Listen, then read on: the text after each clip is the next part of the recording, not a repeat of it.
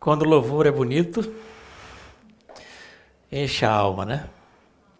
Louvado seja Deus. Todos estão com a Bíblia na mão? Quantos estão com a Bíblia em papel? Ótimo. Eu saúdo a todos com a paz de nosso Salvador.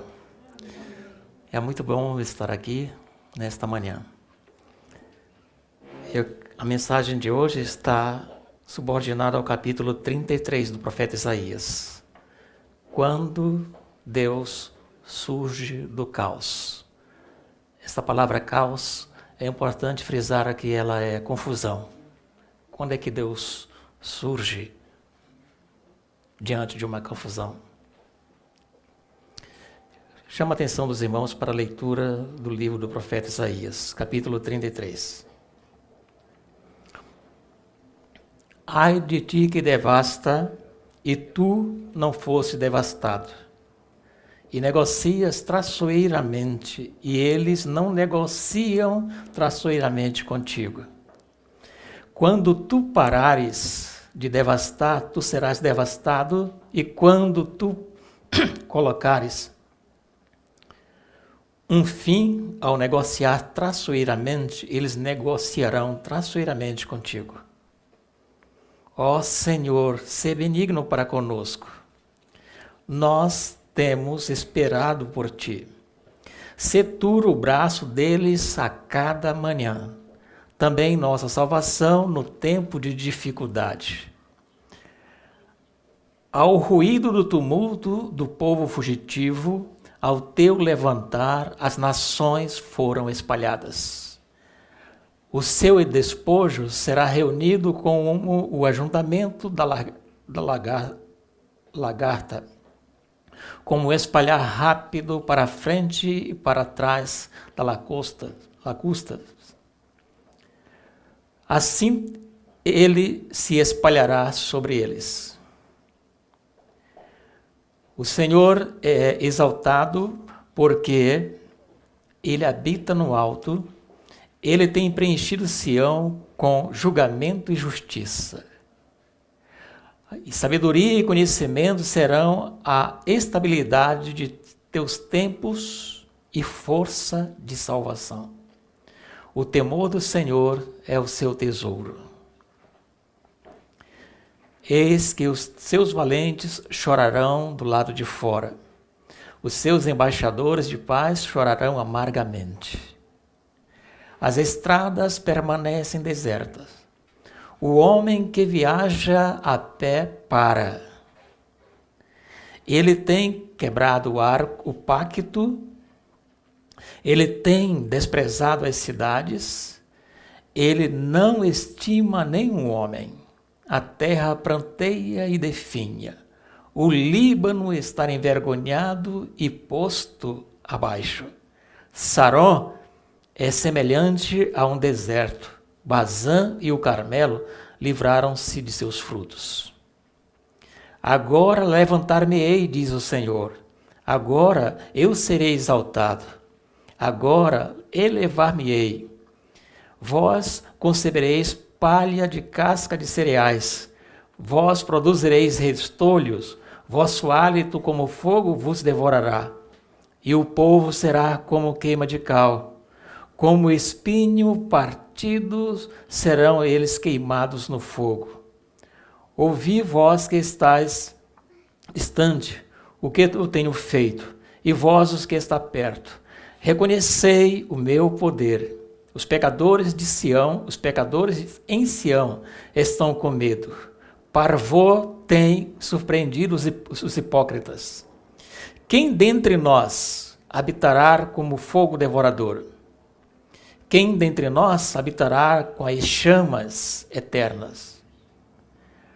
O que anda em justiça e fala retamente, o que despreza o ganho de opressões, o que sacode as suas mãos de segurar suborno, que tapa os seus ouvidos de ouvir de sangue e fecha os seus olhos de ver o mal. Ele habitará no alto. As fortificações das rochas serão o seu lugar de defesa. Pão será dado a ele, suas águas serão seguras.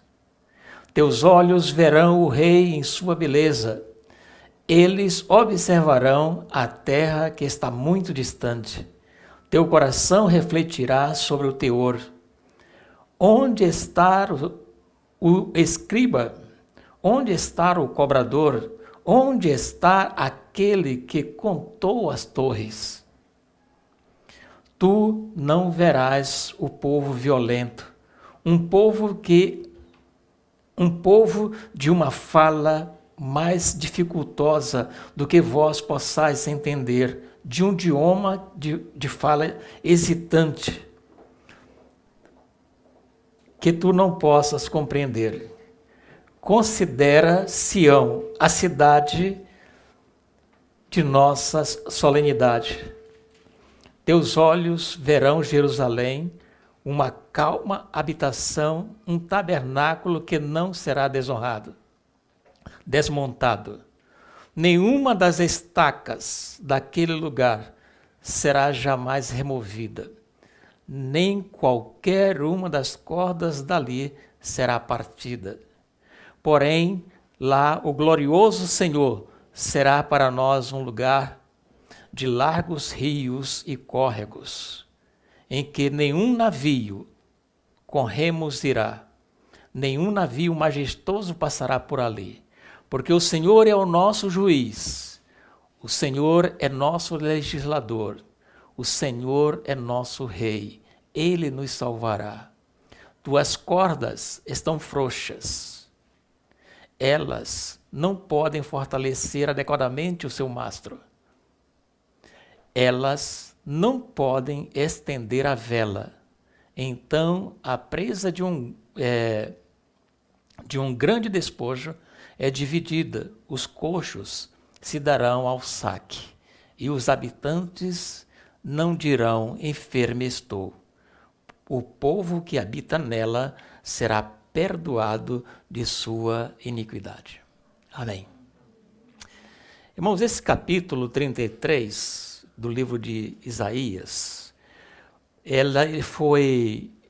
esse fato se deu mais ou menos no ano 700 e poucos antes de Cristo. Eu quero dizer para os irmãos o seguinte, que todos nós, seres humanos, somos relutantes em buscar a Deus, ou não somos? Somos relutantes em buscar a Deus. Retornamos relutantemente para Deus. Todos os que retornaram para Deus, retornaram com relutância.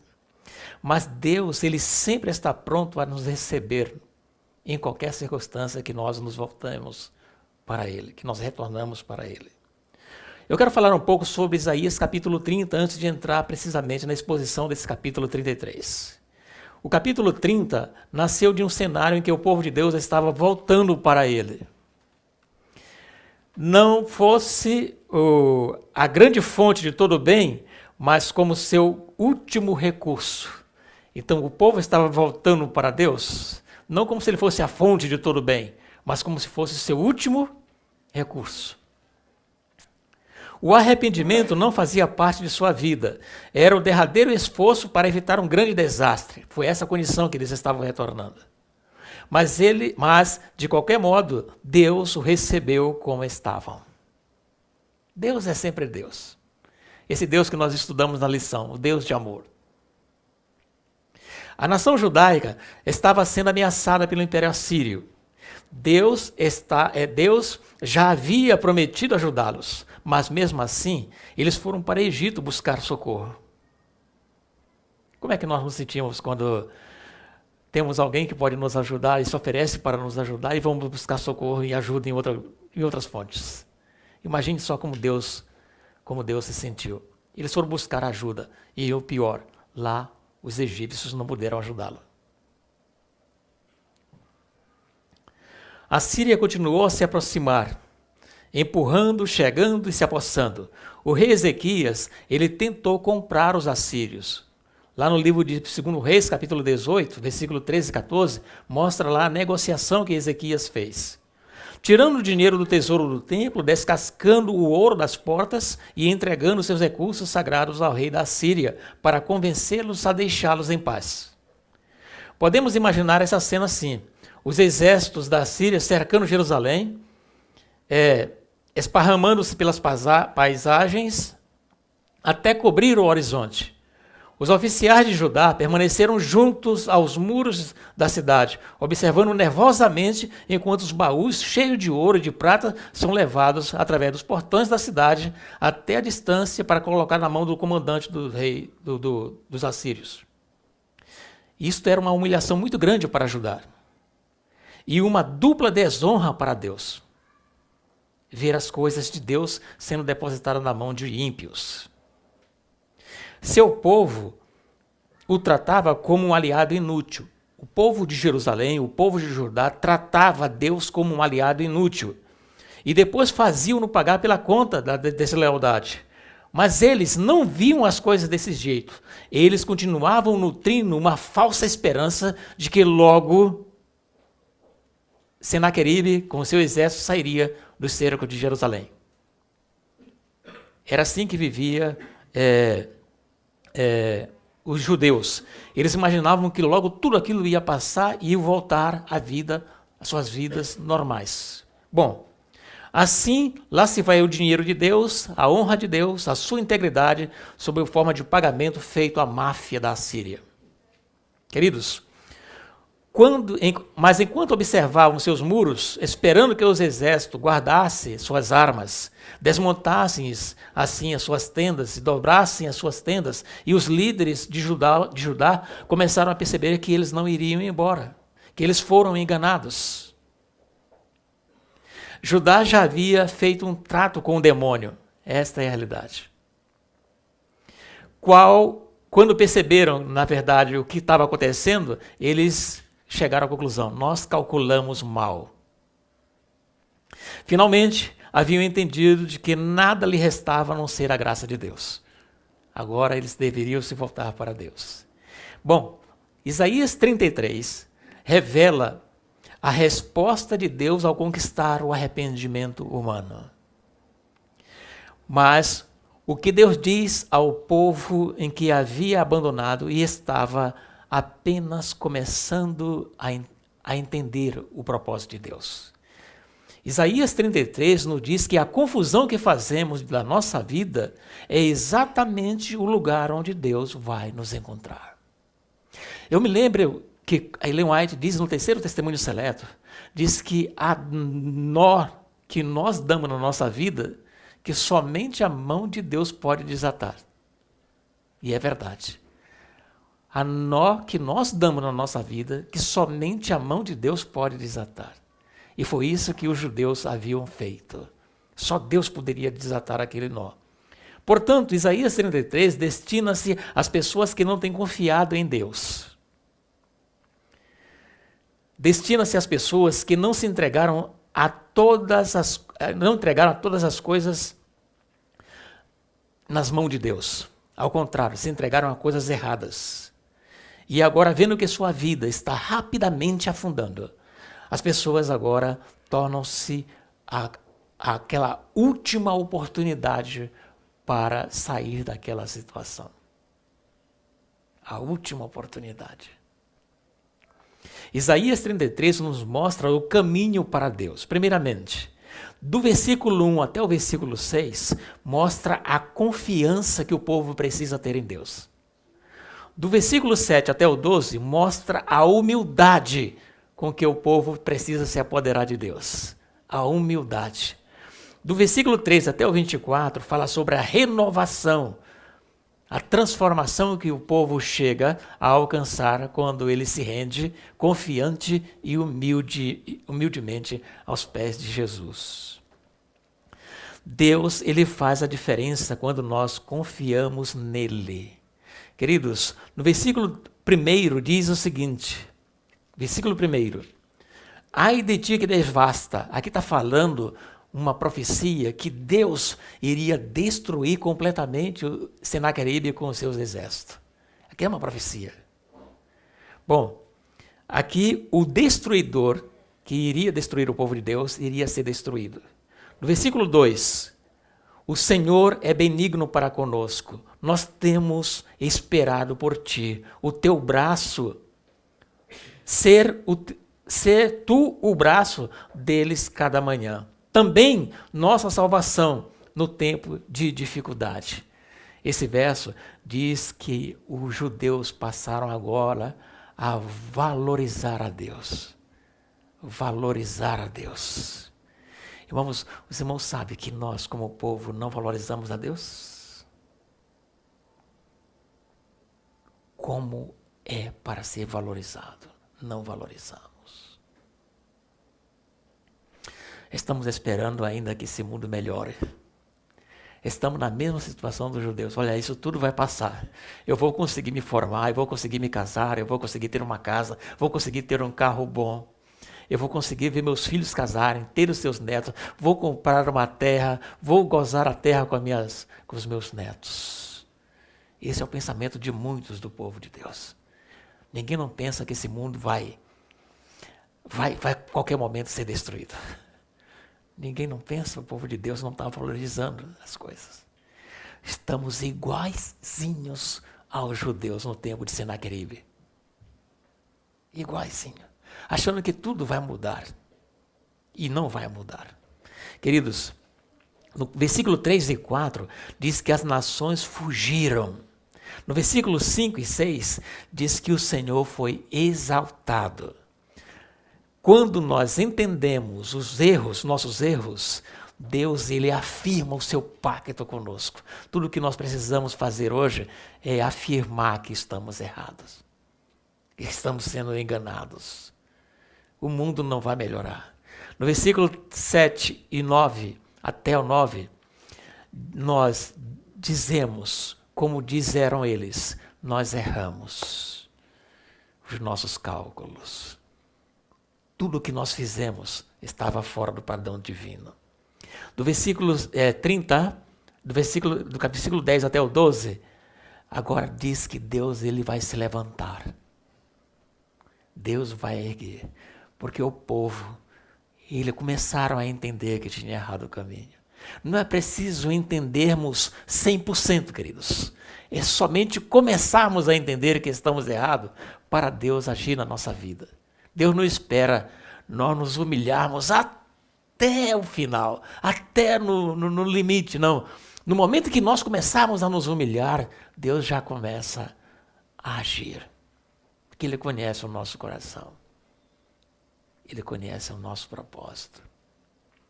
No livro Testemunho para a Igreja, na página 446, diz assim: as palavras de Cristo são claras, porfiai por entrar pela porta estreita, porque eu vos digo que muitos procurarão entrar e não poderão. Nem todos os professos são cristãos de coração. Há hoje pecadores em Sião, assim como havia no passado. Isaías fala deles ao referir-se ao dia do Senhor. Os pecadores de Sião se assombraram. O tremor surpreendeu os hipócritas. Quem dentre nós habitará com o fogo consumidor? Quem dentre nós habitará com as labaredas eternas? O que anda em justiça e o que fala com retidão, o que arremessa para longe de si o ganho dos opressores e sacode de suas mãos todo o presente. Olha aqui essas orientações. Isso aqui é muito sério. Temos que ter muito cuidado com quem dá presente para nós. Outra coisa que tem, outro conselho que tem nesses versos é o seguinte, irmãos. O que tapa os seus ouvidos de ouvir falar de sangue. O que mais se fala hoje? Olha a profecia aqui de Isaías. O que mais se fala hoje? Morte. Ou não é? É. Aqui em Portugal tem uma festa aqui chamada Largada. Na Praça do Touro, aqui em Lisboa, ali no Campo Pequeno, aquela praça, reúne-se ali centenas de pessoas e colocam um animalzinho inocente. E as pessoas começam a lançar aqueles dardos, derramando sangue. E o povo fazendo o quê? Aplaudindo. Nas largadas, nas ruas, os touros com os cornos bem finos, correndo atrás de homens. Essa semana passada, faz 8 dias hoje, morreu um jovem de 16 anos, aí na Moita, 16 anos. O nome é Afonso. O menino ainda não estava nem desabrochado para a vida. Não sabia correr na frente de um touro. Chegou em casa e disse para o pai: pai, um colega meu quer que eu vá dormir na casa dele hoje. O pai disse: não, meu filho, não vai. Fica em casa. Ah, pai, o amigo está indo, está me convidando e tudo. Deixa. Como sempre, o pai não tem força. Um jovem de 16 anos. E foi. Em vez de ir para a casa do colega, foi para essa tourada lá, largada. E lá o boi deu uma corneada nele e atingiu esta veia do pescoço. E até ontem o rapaz ainda não tinha sido sepultado.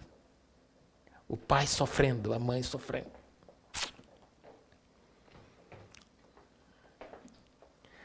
Ouvi falar de sangue, só o que a gente ouve, mortes. A profecia diz: o que está para o seu ouvido de ouvir falar? Sangue. Estamos vivendo nessa geração. Bom, diz mais aqui. Este habitará nas alturas, as fortalezas das rochas serão seu alto refúgio, o seu pão lhe será dado, as suas águas lhe serão certas. Isaías 33, 14 a 16.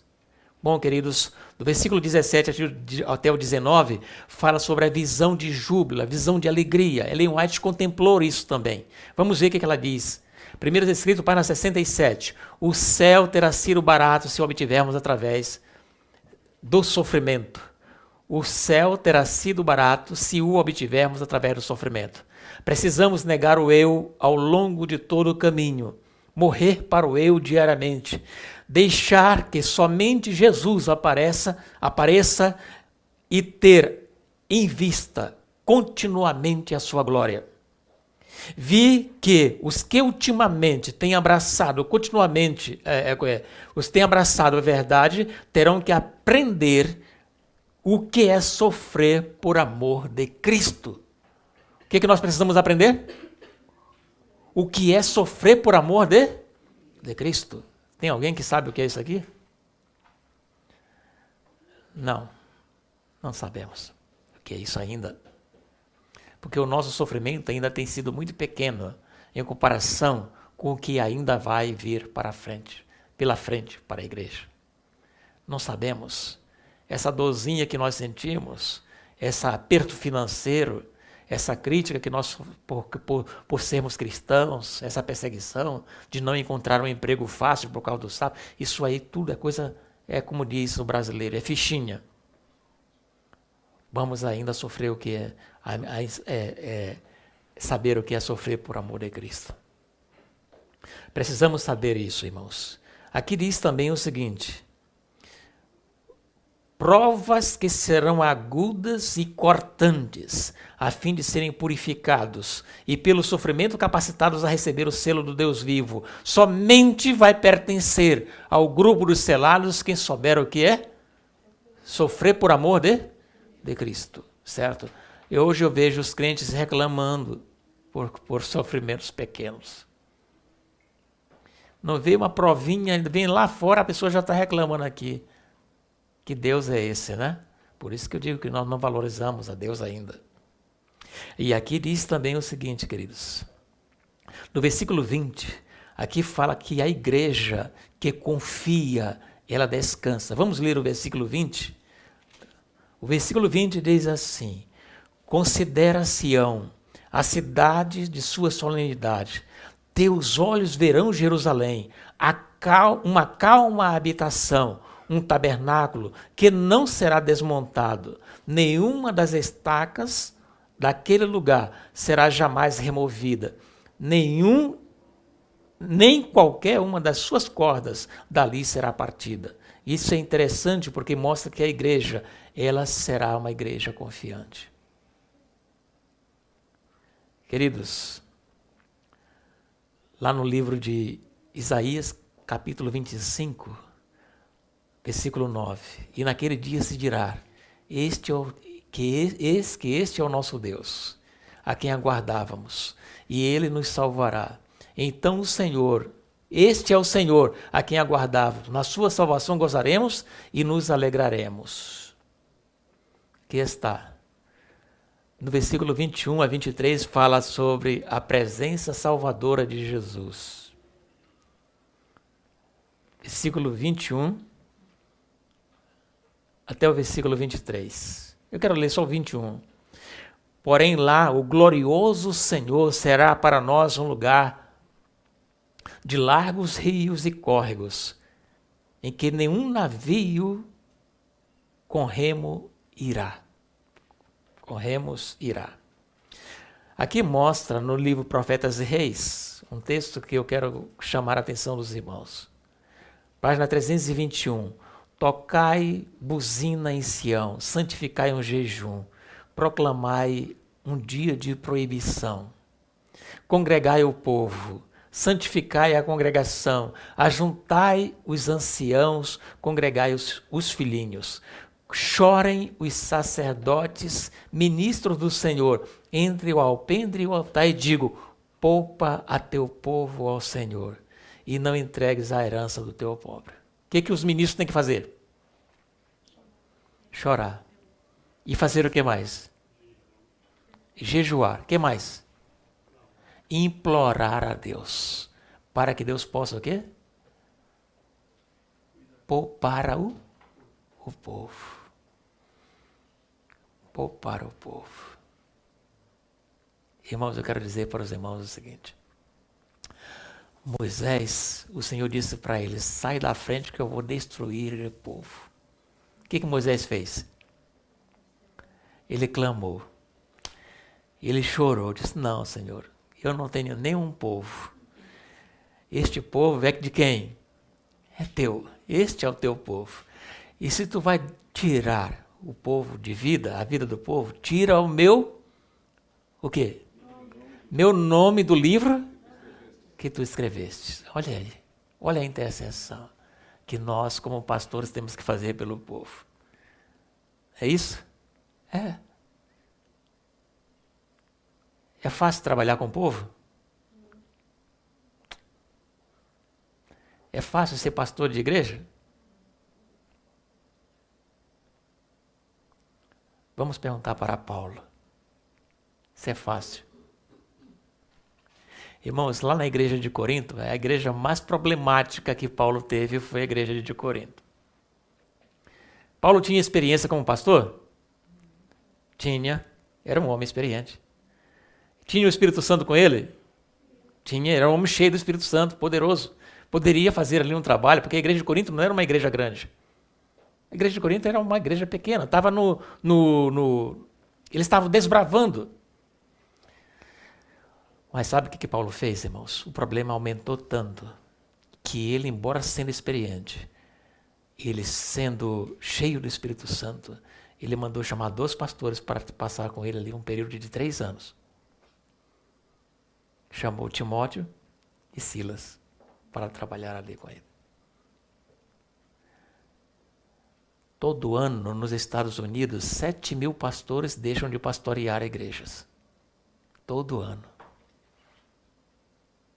Entende? Trabalhar com a igreja de Charles Spurgeon, recebeu a visita de um jovem e disse, pastor, eu quero ser pastor. Sabia qual foi a resposta para o jovem? Só se não tiver outro meio. Só se não tiver outra alternativa. Queridos, chore o ministro entre o alpendre e o altar e clame a Deus. Poupa o teu povo. No livro O Maior Discurso de Cristo, olha só, esse texto aqui é para mim e para nós. Presta atenção no que esse texto diz. Se vos apegais ao eu, recusando entregar a Deus a vossa vontade, estáis preferindo a morte. O que nós estamos preferindo? A morte. Para o pecado, seja qual for onde ele se encontre, Deus é um fogo consumidor. Se preferis o pecado, se vos recusar de abandoná-lo, a presença de Deus, que consome o pecado, também vai consumir aquele que não abandonar o pecado. Versículo 24 fala agora sobre a cura. Versículo 24, como é que diz o verso 24? E os habitantes não dirão, enfermo estou. E o povo que habita nela será perdoado de sua iniquidade. Então, aquele que chegará até o final, passar por todos os processos e entrar nessa cidade, nunca mais vai sentir dor. Olha o que diz o Espírito de Profecia. Testemunho para a Igreja, volume 9, 286. A dor não pode mais existir na atmosfera do céu. No lar dos remidos não haverá lágrimas. Nenhum cortejo fúnebre, nenhuma exteriorização de luto. Essa semana, quarta-feira, eu estive aqui na igreja. Eu pedi oração pelo meu neto. O meu neto, essa semana, ele adoeceu e ficou acamado e chorava muito. Ele tinha uma dor na perna e ele dizia, avôzinho, tá doendo. Com aquelas lágrimas descendo, que parecia uma cachoeira. Eu digo, meu pai, tem misericórdia do meu netinho. E chorava. E os irmãos oraram. Muita gente orou. Viram aqui na internet, aqui, os irmãos estavam ali reunidos, oraram. Teve uma irmã que me ligou e disse, já orei pelo seu netinho. E Deus atendeu a oração. No outro dia, o menino amanheceu sem febre, sem dor e pulando igual um cabrito. A oração tem poder. Só isso. A oração tem poder. Coisa maravilhosa é ver um neto alegre, não é? Um neto pulando, agora um neto chorando. Pense numa dor, irmãos. Pense numa dor. Eu quero dizer para os irmãos que na nova terra não vai ter dor, não vai ter luto. Nenhuma pessoa vai dizer enfermo estou, porque o povo de Deus habita, porque o povo que habitar nela será absolvido da sua iniquidade. Uma rica maré de felicidade fluirá e aprofundar-se-á ao avançar a eternidade. Queridos, que Deus nos abençoe, que Deus nos ajude, que possamos entender que no meio de toda essa confusão que nós estamos vivendo, no meio de todo esse caos, de tanta enfermidade, de tanto falar de sangue, de tanto crime, de tantos problemas na igreja, né? Contendas entre os irmãos, essa confusão toda, Deus, Ele vai se manifestar e vai limpar tudo, vai destruir tudo que é desordem, vai tirar todo o caos de nossa vida e vamos com Ele para um lugar tranquilo. Quantos nesta manhã têm vontade que isso aconteça? Louvado seja Deus. Vamos aguardar e nos preparar para isso. Amém.